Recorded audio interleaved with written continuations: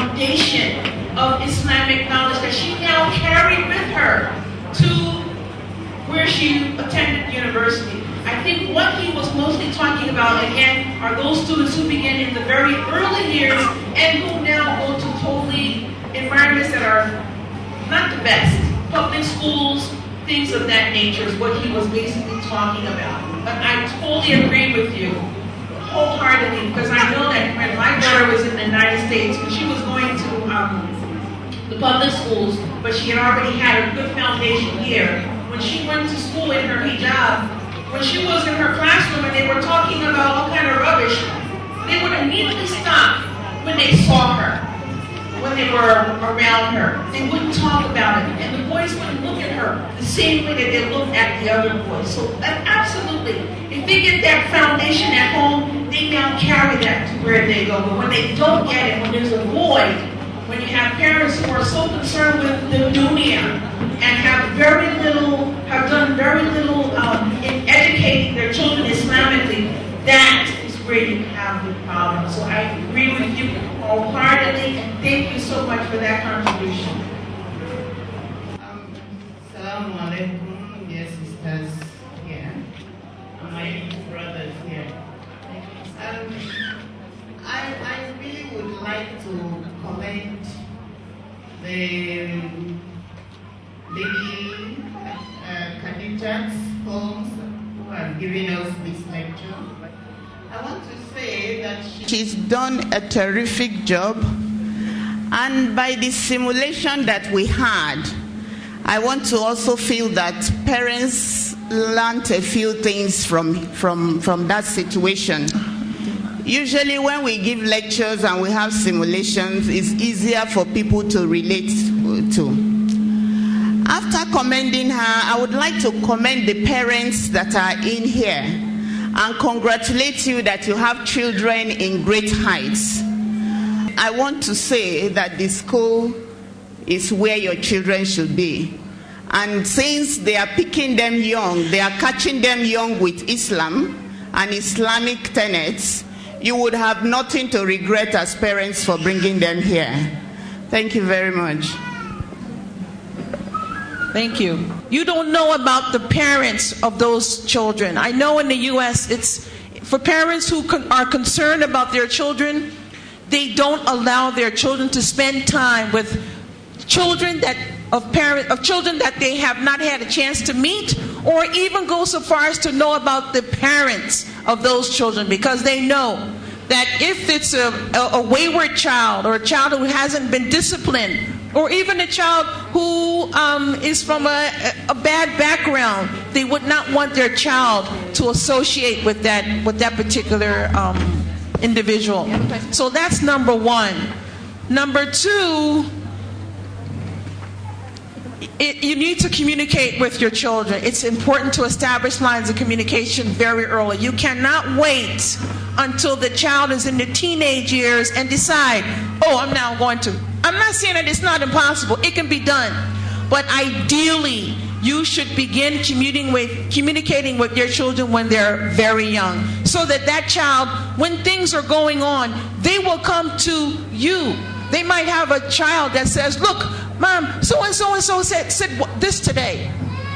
And they're able to do that because you have kept the lines of communication open, so that when they get information that doesn't sound good or doesn't sound true, they're running to you to tell you about what's going on. So you have to open the lines of communication. If you haven't done that in the past, then you need to start doing it now.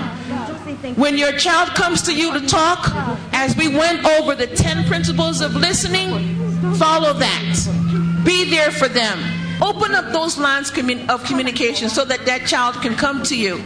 And you have to put limitations. You have to establish limitations with your children and say, this is the amount of time you have for this activity. Be that spending time with this friend, a friend that you have met and you have now given your approval for. You have set the limits, and that child understands those limits, and hopefully it'll break those. What about Du? Can you add to that? Assalamu alaikum. I'm going to give you from my experience. when the kids were young, I always told them, you are leaders. Don't follow people, let them follow you. Be an example to the people outside. Whatever you do, let them follow. Do not go and copy anybody. You have the right character from home. And then I remember my son, he loved people. He loved crowd. And he loved to play a lot. So I told him, Muhammad, I love your friends. Anytime you have anything to do, bring them to the house. Yep. Anytime I come back from work, I will find shoes and slippers and camp full in front of the house. I would have to tiptoe to enter the house because the house was always filled up with his friends.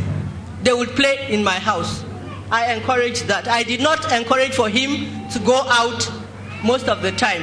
And if he was going to go out anywhere, I made sure that an adult from my house went along with them if he was going to stay long.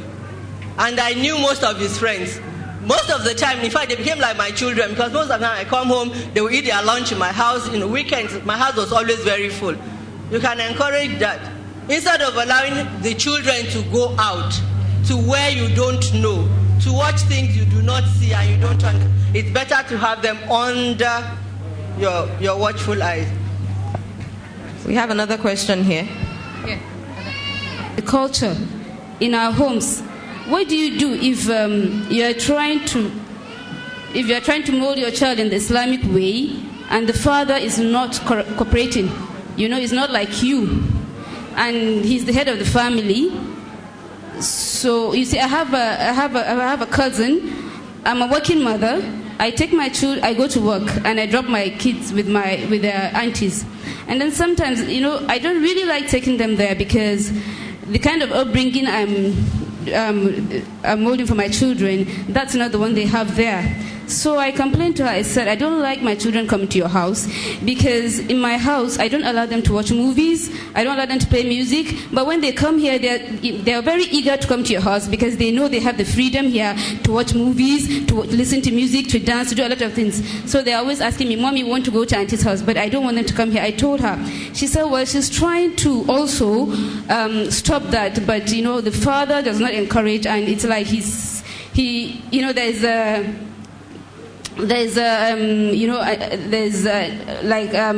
doing this and he's doing the opposite. So he's the head of the family. On the weekend, she wants them to listen to the Quran. She wants them to do a lot of Islamic things, but the TV is on. They're always watching, and she shouts at them. He tells her that she's being too strict with the children. So I don't like my children, you know. And we're in a culture where, as working mothers, you are not always there with your kids. You go to the office, you leave your kids in one auntie's house or granny's house or somewhere. So as much as hard as you try to monitor your kids' activities and their behavior, it's very difficult sometimes because they are not with you all the time. You are molding them at home, you go to the work, you drop them somewhere, somebody else is teaching them something else. So it's just very difficult. And with the kind of culture we have, you know, your parents, your cousins, your relatives, you can't just talk to them. It would be as if you are trying to keep your children away from mingling with their cousins.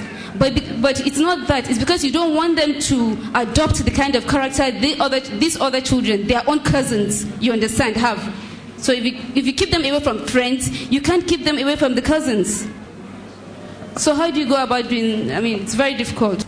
And based on that, she left what she was doing to attend to the house. I'm not saying everyone should leave work, but I'm saying that first things first, we have to have priorities. Our priority is the hereafter. For every Muslim, our priority is the hereafter. If you decide to leave that hereafter to attain this world, you will regret. It's full of regret, and that's what most of us are doing. You have to know your situation. Because your friend or your relative or some other person is working. I'll tell you something.